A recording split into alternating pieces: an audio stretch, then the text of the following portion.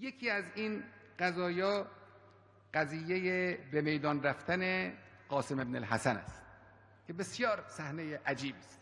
این قاسم ابن الحسن علیه السلام این یکی از جوانان کمسال دستگاه امام حسین است، یک نوجوانی که لم یبلغ الحلم، هنوز به حد بلوغ و تکلیف نرسیده بوده است.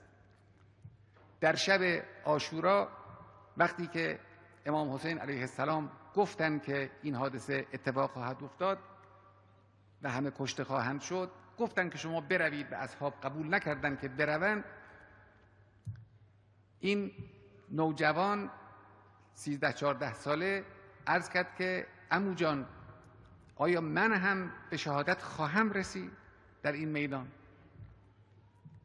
امام حسین خواستن این نوجوان رو آزمایش کنن. گفتن که عزیزم، به تعبیر ما کشته شدن در ذائقه چگونه است؟ گفت احلا من العسل، از عسل شیرین تر است. روز عاشورا که شد، این نوجوان آمد پیش عمو. اینجا اینجور ذکر میکند، میگه که قال الراوی و خرج غلامون. میگه همینطور که نگاه میکردیم راوی هایی بودن اونجا که ماجراها رو مینوشتند و ثبت میکردن. چند نفرن که از قول اونها نقل میشود قضایا، از قول یکی از اونها نقل میکنه. میگه همینطور که نگاه میکردیم ناگهان دیدیم از طرف خیمه های ابی عبدالله یک پسر نوجوانی آمد بیرون. خرج غلامون کأن وجهه شقة قمر، چهرهش مثل پاره ماه می درخشید، زیبا.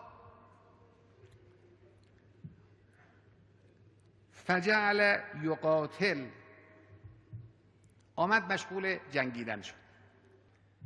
فضربه ابن فضیل الاسدی علی رأسه ففلقه، فرق این جوان را شکافت. فوقع الغلام لوجهه، پسرک با صورت روی زمین افتاد.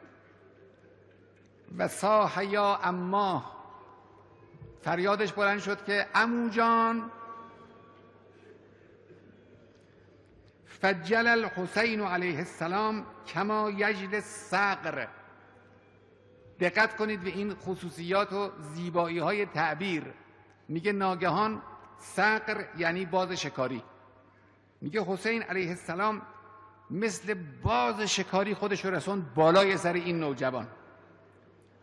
ثم شد شدت لیث اغضب.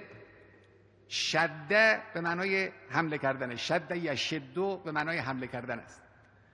حمله کرد مثل شیر خشمگین.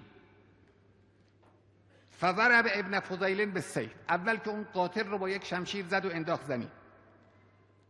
اونها آمدن تا این قاتل رو نجات بدن. حضرت حمله کرد به همه اونها. جنگ عظیمی در همون دوربر بدن قاسم ابن الحسن به راه افتاد.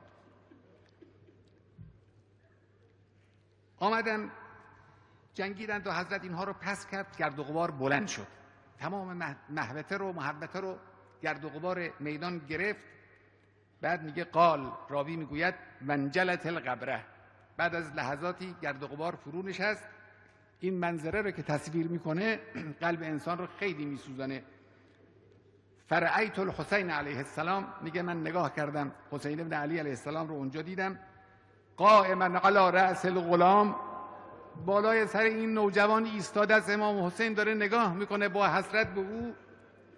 و هو یفحص برجلیه، اون نوجوان هم با پاهاش داره زمین رو میشکافه، پا رو در حال جان دادنه و داره پا رو تکان میده.